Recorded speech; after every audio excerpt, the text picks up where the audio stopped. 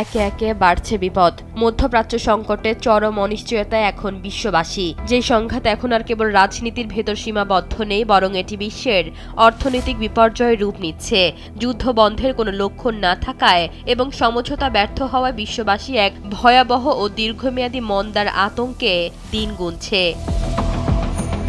বিশেষজ্ঞরা সতর্ক করে দিচ্ছেন, জ্বালানি তেলের দাম যেভাবে বাড়ছে তা একটি অত্যন্ত গুরুতর এবং নিয়ন্ত্রণের বাইরে চলে যাওয়ার সমস্যায় পরিণত হচ্ছে। তেলের দাম বাড়ার সাথে সাথে পাল্লা দিয়ে বাড়ছে প্রতিটি নিত্য প্রয়োজনীয় পণ্যের দাম।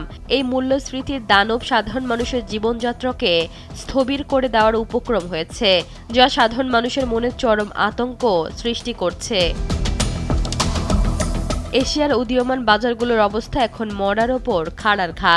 জ্বালানির ক্ষতিপূরণ দিতে গিয়ে সরকারগুলো যখন ভর্তুকি দিচ্ছে, তখন বাজারে মুদ্রার মান হু হু করে পড়ে যাচ্ছে। ওন, ইয়েন এবং রুপের ক্রয় ক্ষমতা কমে যাওয়ায় সাধারণ মানুষের সঞ্চয় নিয়ে শঙ্কিত। মুদ্রার এই অবমূল্যায়ন দেশগুলোকে দেউলিয়া হওয়ার মতো এক অনিশ্চিত ভবিষ্যতের দিকে ঠেলে দিচ্ছে। হরমুজ প্রণালী বন্ধের হুমকি তেলের বাজারে যেন আগুনের শিখা ছড়িয়ে দিয়েছে। মার্কিন অবরোধের ফলে ইরান পিছু হটবে কিনা তা নিয়ে সংশয় থাকলেও তেলের সরবরাহ বন্ধ হয়ে যাওয়ার আতঙ্ক এখন বাস্তব।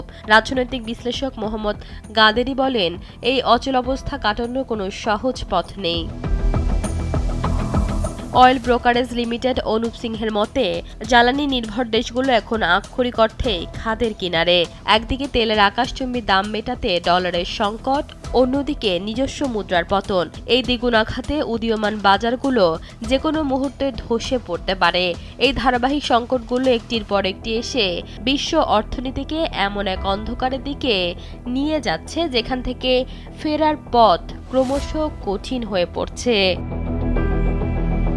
ঈশিতা আক্তার, সময়ের আলো।